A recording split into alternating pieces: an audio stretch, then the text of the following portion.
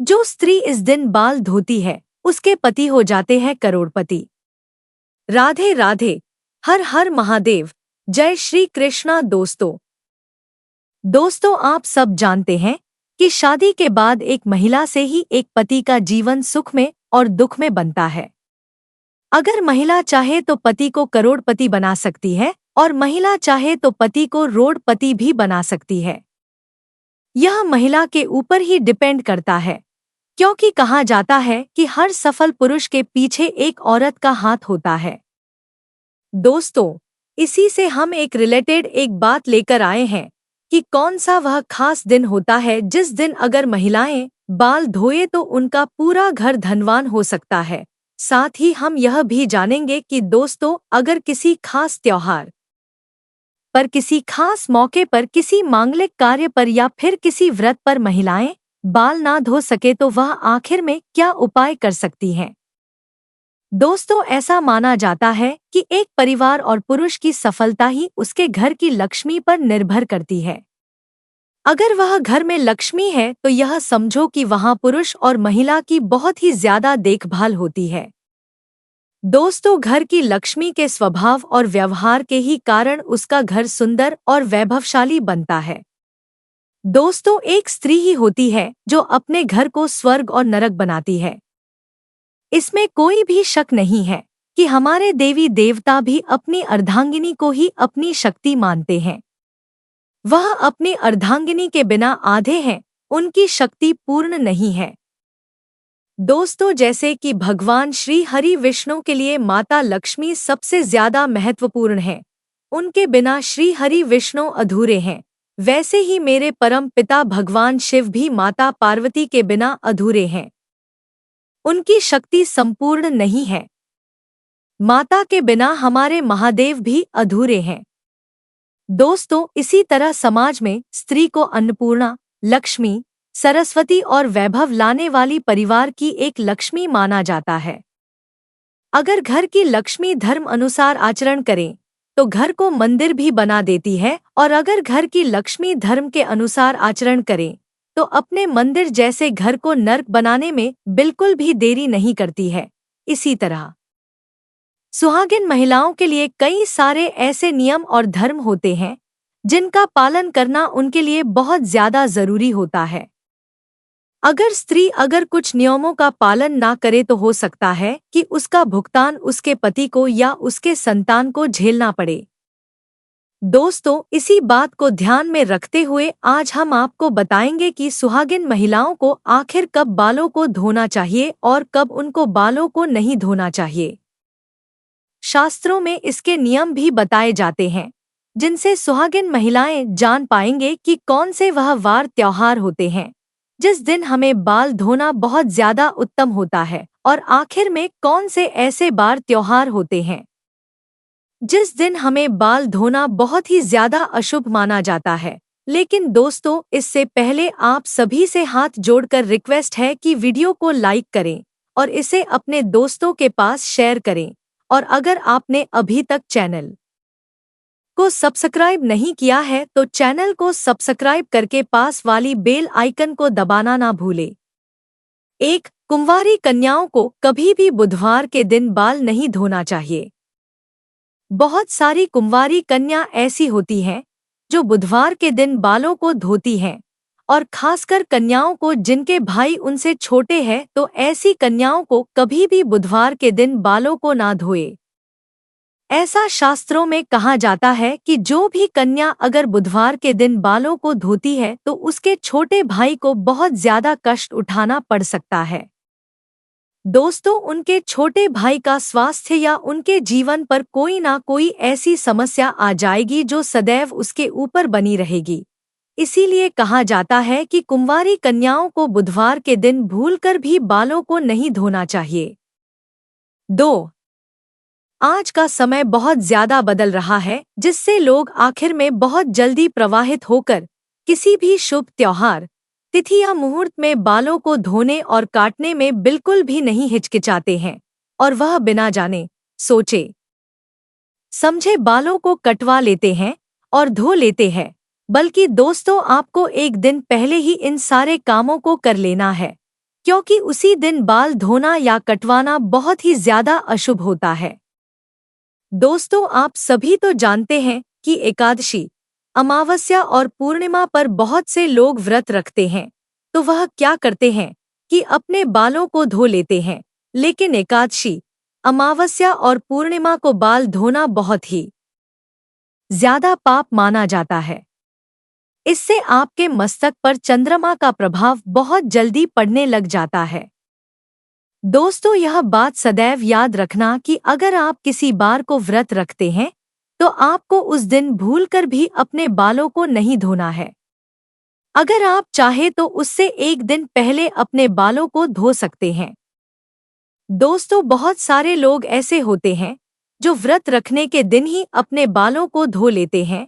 जैसे अगर आपने सोमवार का व्रत रखा है तो आप उससे एक दिन पहले बाल धोकर शुद्ध हो जाएं।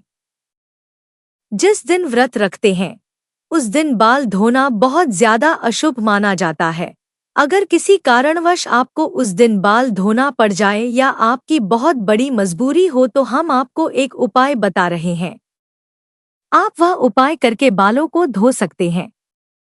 आप अपने बालों में कच्चा दूध लगाकर बालों को धो सकते हैं, लेकिन कोशिश करें कि जिस दिन व्रत रखें उससे एक दिन पहले ही अपने बालों को धो लें। 3. सुहागिन महिलाओं को गुरुवार के दिन बाल बिल्कुल भी नहीं धोने हैं। इस दिन न सिर्फ महिलाओं को बाल धोने हैं बल्कि पुरुषों को तो अपने बाल बिल्कुल भी नहीं कटवाने हैं और ना ही धोने हैं। वैसे तो पुरुष कोई भी दिन हो बाल धो लेते हैं, लेकिन पुरुष भी कोशिश करें कि गुरुवार के दिन अपने बालों को न धोएं। शास्त्रों अनुसार भी आपने सुना होगा कि गुरुवार के दिन घर में झाड़ू पोछा भी नहीं लगाया जाता है और ना ही कपड़े धोए जाते हैं, क्योंकि बृहस्पति देवता गुरु माने जाते हैं। इसीलिए ऐसी मान्यता होती है कि गुरुवार के दिन बाल धोने व कटवाने से हमारे घर में जितनी भी समस्याएं हैं वह धीरे धीरे उत्पन्न होने लग जाती हैं। हमारी जो ग्रहण की दशा है वह भी बदल जाती है। यह सभी बृहस्पति गुरु के कारण ही होता चला जाता है। इसीलिए गुरुवार के दिन भूल कर भी बाल ना धोए। 4. अगर आप किसी पुत्र की माता है या आपके पास कोई पुत्र है या आपके मन में पुत्र की कामना है तो उन महिलाओं को शुक्रवार के दिन बालों को धोना बहुत ज्यादा नुकसानदायक हो सकता है। इससे आपकी संतान पर परेशानियां आ सकती हैं। आपकी संतान दुखी हो सकती है। इसीलिए शुक्रवार के दिन माताएं बाल ना धोए। 5. शनिवार के दिन शनि महाराज का विशेष महत्व होता है। इस दिन शनि देव की पूजा की जाती है।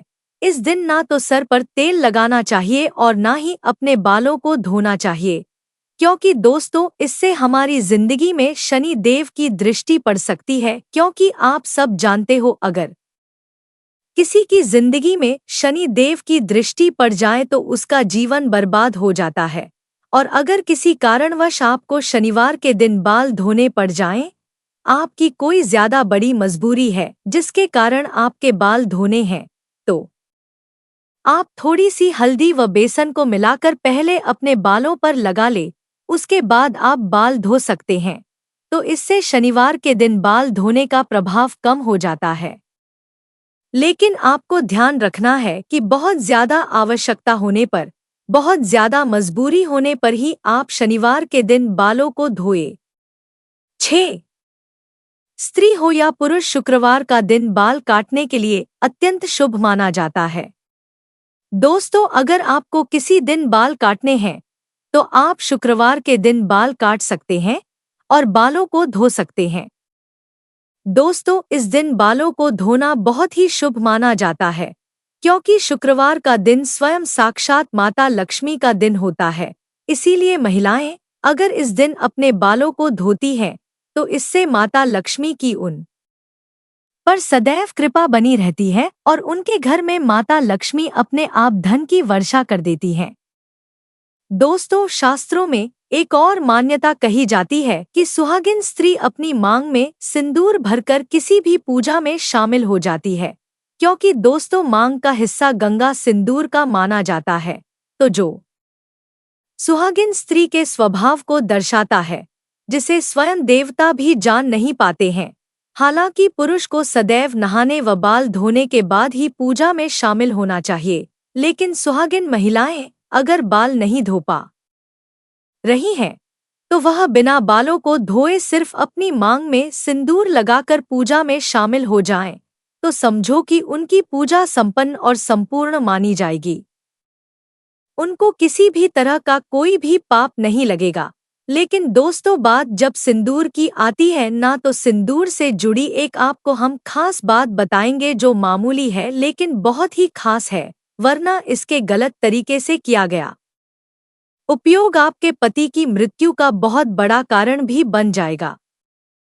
दोस्तों, अगर आपको देखना है कि आपका पति अगर आपसे प्रेम करता है या नहीं, तो ऐसे में आपको अपने पति के हाथों से अपनी मांग में सिंदूर लगवाना है और देखना है कि अगर आपकी नाक पर थोड़ा सा सिंदूर गिर जाए तो वह आपसे बहुत ज्यादा प्रेम करता है और उसके दिल में आपके लिए मान सम्मान है।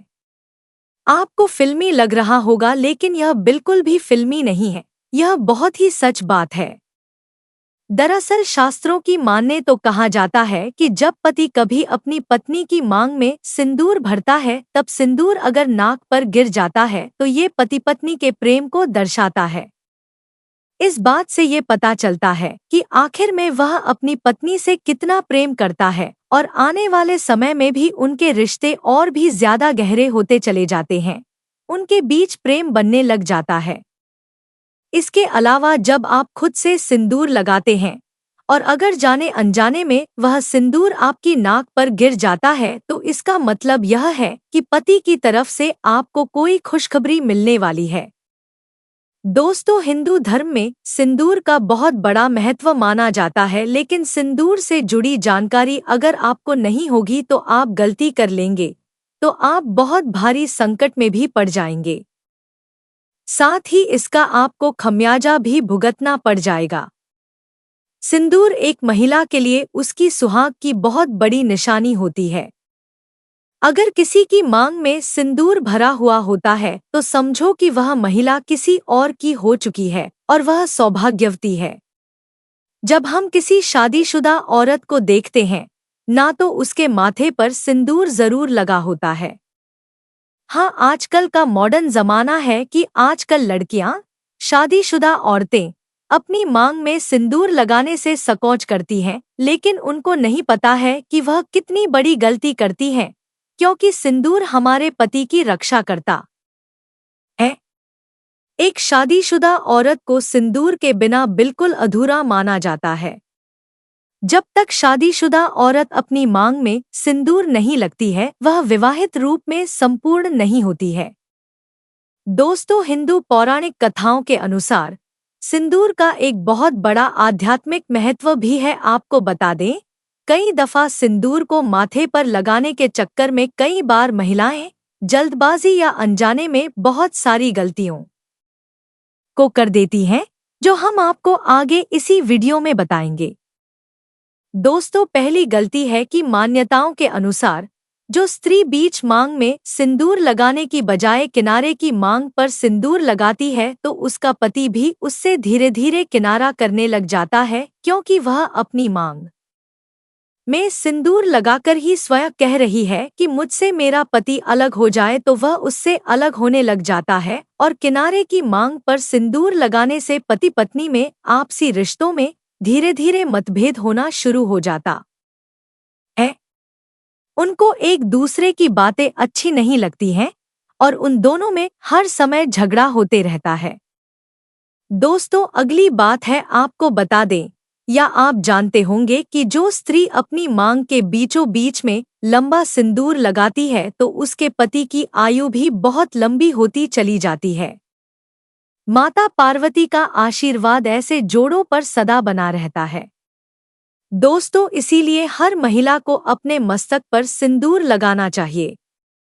दोस्तों, अगली बात है, माथे पर सिंदूर लगाते वक्त महिलाओं को काफी ज्यादा सावधानी आवश्यक बरतनी चाहिए।